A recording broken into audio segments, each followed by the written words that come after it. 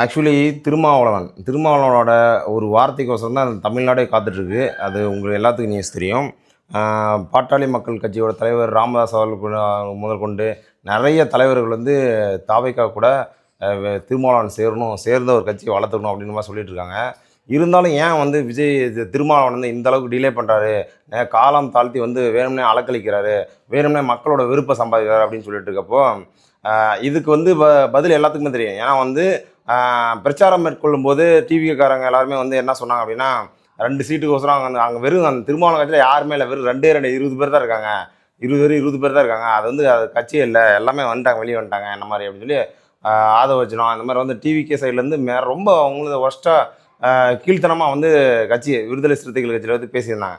அது பேசுகிறதுக்கு திருமாவளவன் அந்த அவமானங்களை எப்படி திருப்பி தர முடியும், திருப்பி வெல்ல முடியும் அப்படின்னா இது ஒரு சந்தர்ப்பம். இது யாராக இருந்தாலும், இப்போ இன்க்ளூடிங் நீங்கள் வீடியோ பார்க்குறீங்க, ஒருத்தவங்க வந்து நல்லா அவமானப்படுத்திட்டான், அவன் வந்து திருப்பி வந்து நேரிலலாம் வரல, ஆனால் வந்து உங்ககிட்ட வரதுக்கான சந்தர்ப்பம், உன்கிட்ட கெஞ்சதுக்கான சந்தர்ப்பம் வந்துருச்சு அப்படின்னா அந்த சூழ்நிலையை யாராக இருந்தாலும் நானாக இருந்தாலும் பயன்படுத்திக்குவேன். அதை பயன்படுத்தி இப்போ தெரியுதா என்னோடய பவர் என்னன்னு அப்படின்னு காமிக்கிறது இது வந்து மனித இயல்பு.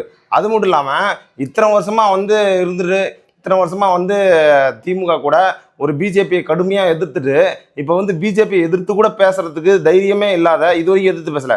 ஒருவேளை வந்து ஆட்சி முடிஞ்சதுக்கப்புறம் வந்து பிஜேபி எதிர்க்கலாம், சிஎம் பவர் கையில் வந்ததுக்கப்புறம் அப்படின்ற தாட்டில் இருக்கலாம்.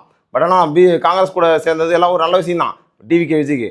ஆனால் திருமாவளவன் அவர்கள் ஒரு சந்தேகம் இருக்காதா அப்படின்னு டக்குன்னு எடுத்தவங்க ஒருத்தவங்க, அவர் வந்து மிகப்பெரிய ஒரு அரசியல்வாதி, அப்படி எடுத்தவங்க ஒருத்தவங்களாம் முடிவு பண்ண முடியாது. இதில் வந்து சில டிவிகே ஃபேன்ஸ் என்ன பண்ணுறீங்க, டிவிகே ஃபேன்ஸ் அதாவது திருமாவளவனோட கட்சியில் இருந்துட்டு டிவிக்கு ரசிகராக இருக்கவங்க ஒரு இந்த வீடியோ பாருங்க.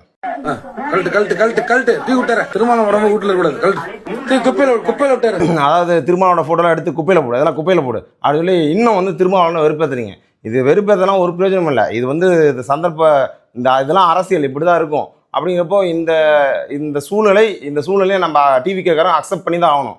அது வந்து டிவிகே வந்து இன்னும் வளர்கிறதுக்கு இன்னும் டிவிகேக்கு ஒரு ஸ்ட்ராங் பொலிட்டிக்கல் மேனாக வந்து திருமாவளவனாக தான் இருப்பார். ஒருவேளை சேர்ந்தார் அப்படின்னா அவங்க வெயிட் பண்ணுங்கள். தேவையில்லாமல் வந்து திருமாவளவனை அசிங்கப்படுத்தி வெறுப்பு சம்பாதிச்சு திருப்பி இது பண்ணேன். அப்புறம் தொங்கு சட்டத்தை போய் வந்து திருப்பி பிஜேபி உள்ள வந்து கும்மாலம் தான் போகணும். நம்ம வரலாம் பிஎம் ஸ்ரீ திட்டம் அதை வந்து கண்டிப்பாக இது பண்ணுமா, அதெல்லாம் வந்து இந்தி கற்றுக்குங்க.